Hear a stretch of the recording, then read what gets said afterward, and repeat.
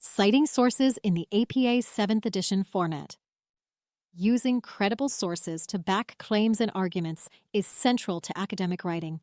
In the last video, we focused on organizing the reference list with the help of AI. This time, let's learn more about the use of in-text citations following the APA 7th edition format. Like the reference list, the APA 7th edition style uses an author-date in-text citation system. In-text citations are found within the body of the paper, or in a table, figure, footnote, or appendix, which briefly indicate the cited work by its author and date of publication.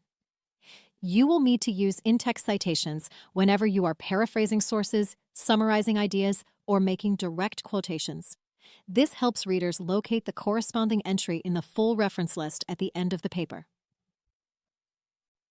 In general, there are two main types of in-text citations. They are information prominent citations and author prominent citations. Starting with information prominent citation, this type of citation places the emphasis on the information itself rather than the authors, especially when the idea cited is well accepted. Information prominent citation is useful in summarizing findings or presenting facts. It uses parenthetical citation, where the citation is placed within brackets after the quoted or paraphrased material. On the other hand, author prominent citation uses narrative citation, where it borrows the author's expertise and credibility by naturally integrating their name into the writing. This helps create a stronger connection between the author and their ideas. Let's take a closer look at some examples. Different from a full reference entry, in-text citations indicate the author's last names but not their initials. For parenthetical citations, place both the author's last name and the year of publication within brackets, separating the two with a comma. For two authors, use an ampersand between the names. For three or more authors, use et al. Following the first author's last name. If authors of different sources shared the same last name, include their first initials to avoid confusion. For narrative citations, simply place the year of publication within brackets following the author's last name where it is mentioned.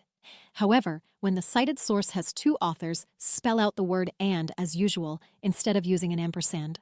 Similarly, for three or more authors, use et al. Following the first author's last name and only place the year in brackets. Here is a typical example of an information prominent citation, where the cited idea has been paraphrased with the writer's original words. Alternatively, you could also use a direct quote, in which case it is important to include the page number indicating the precise location of the quote cited. For a narrative direct quote, place the page number in a bracket at the end of the quote, followed by a period. If the text that you are directly quoting is more than 40 words, then you will need to use a block quotation. Insert the quotation on a new line with a 0.5 inches indent with double-spaced lines.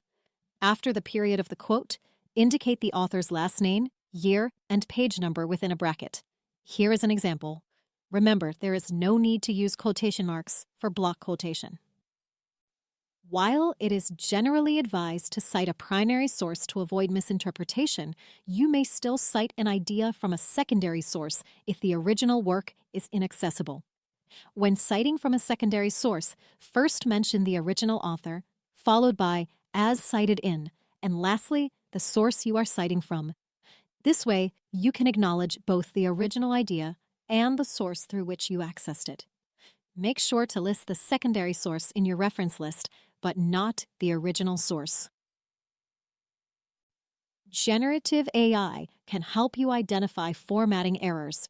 For example, we can ask AI to read the paragraph below and check if the citations are correctly formatted following the APA 7th edition style.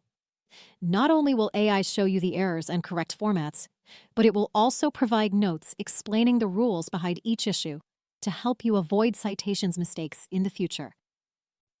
Gen AI can be a great tool in helping you learn how to cite academic sources accurately. However, always make sure to double-check and never blindly rely on AI tools, as they are also prone to mistakes. Don't forget to check out our quiz at the end. Stay tuned.